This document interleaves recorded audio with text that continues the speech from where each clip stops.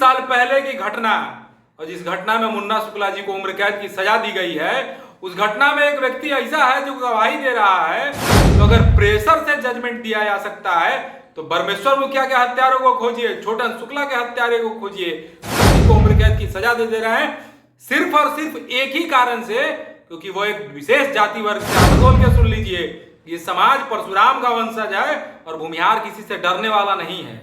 अगर सरकार चाह रही है कि भूमिहार को झुका के और उस पर शासन कर ले, तो भूमिहार के ऊपर कोई शासन नहीं कर पाया है। व्यक्ति को अगर उम्र कैद की सजा दे दी जा रही हो तो ये कहां का न्याय है और ये कहां से तर्कसंगत है?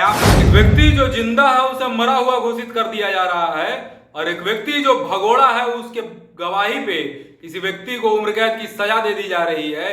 अगर इस तरीके की न्यायिक प्रक्रिया है और इसे जजमेंट कहा जा रहा है, इसे न्याय कहा जा रहा है, तो इससे बड़ा अन्याय कहीं और नहीं हो सकता है। क्योंकि 25 साल पहले की घटना, और जिस घटना में मुन्ना शुक्ला जी को उम्र कैद की सजा दी गई है, उस घटना में एक व्यक्ति ऐसा है जो गवाही दे रहा है, जो कि खुद भगोड़ा है, और जब वह गवाही देने आता है तो उस व्यक्ति को न्यायिक हिरासत में उठा लिया जाता है। और एक व्यक्ति जो कि जीवित है उस घटना में, उस व्यक्ति को इन लोगों ने मृत घोषित कर दिया है। बहुत अच्छे साक्ष्य है, 40 पन्नों का ये रिपोर्ट है, और इस रिपोर्ट में लिखा गया है कि सूरजभान सिंह से लोग मिलते थे, सूरजभान सिंह वहां पाए गए थे। तो सूरजभान सिंह उस समय तो जेल में थे। सूरजभान सिंह से लोग जेल में मिलने के बारे में उसमें लिखा गया है। तो सूरजभान से अगर कोई जेल में मिलने गया होगा तो रजिस्टर में भी तो कुछ मेंशन होगा, तो वहां भी कुछ नहीं है। उस घटना में जो गाड़ी का नंबर दिया गया है, जो गाड़ी लिखा गया है, ना गाड़ी पकड़ाती है, न वह हथियार पकड़ाता है, न वहां कुछ वास्तव में कोई साक्ष्य नजर आता है। तो बिना कोई साक्ष्य के, बिना कोई सबूत के आप किसी व्यक्ति को उम्र कैद की सजा दे रहे हैं सिर्फ और सिर्फ एक ही कारण से, क्योंकि वो एक विशेष जाति वर्ग से आता है, वो भूमिहार समाज से आता है। लेकिन कान खोल के सुन लीजिए, ये समाज परशुराम का वंशज है और भूमिहार किसी से डरने वाला नहीं है। भूमिहार समाज ईंट का जवाब आपको पत्थर से देगा।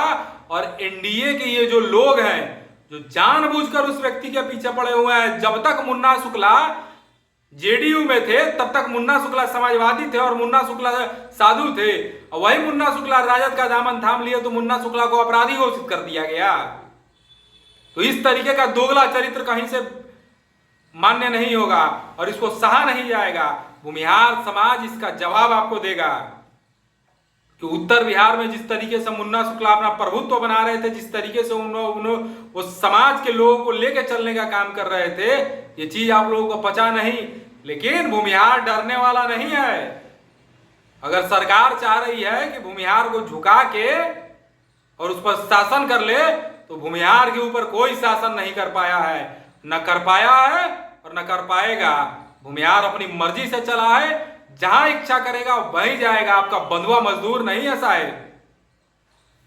तो जिस तरीके का फरमान जारी किया गया है, और कुछ दिन पहले एक वीडियो वायरल हो रहा है जिसमें कहा जा रहा है कि अमित शाह के प्रेशर से हुआ है, गृह मंत्री के प्रेशर से हुआ है। तो अगर प्रेशर से जजमेंट दिया जा सकता है तो बरमेश्वर मुखिया के हत्यारों को खोजिए, छोटन शुक्ला के हत्यारे को खोजिए, भुटकुल शुक्ला के हत्यारों को खोजिए, राजू बाबू के हत्यारे को खोजिए। ये तमाम जो हत्या वो तो एनडीए के सरकार में हुई है ना। ये तमाम ये जो लोग हैं, अनेकों और संख्या है, भूमिहार समाज का लिस्ट है जिनका हत्या किया गया है। प्रेशर बनाइए, खोजिए इन तमाम लोगों के हत्यारे को, तब जाने की प्रेशर से भी जजमेंट दिया जाता है।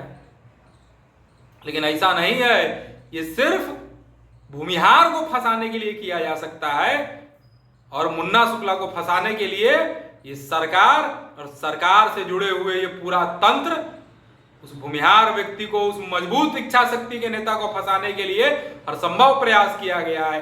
40 पन्नों का यह जजमेंट आया है जिसमें सब कुछ साक्ष्य लिखा हुआ है। कहीं लिखा जाता है कि सूरजभान सिंह से मिलने गए, अरे सूरजभान सिंह तो जेल में थे बंद।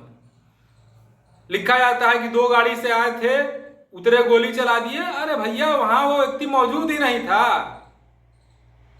अनेकों नाम दर्ज कराए गए हैं और जब ऐसे ऐसे गवाह प्रस्तुत किए गए हैं जो कि खुद भगोड़ा है। तो भगोड़ों के गवाह के आधार पर अगर किसी व्यक्ति को अगर उम्र कैद की सजा दे दी जा रही हो, तो ये कहां का न्याय है और ये कहां से तर्कसंगत है? आप सभी बताने का कष्ट करें।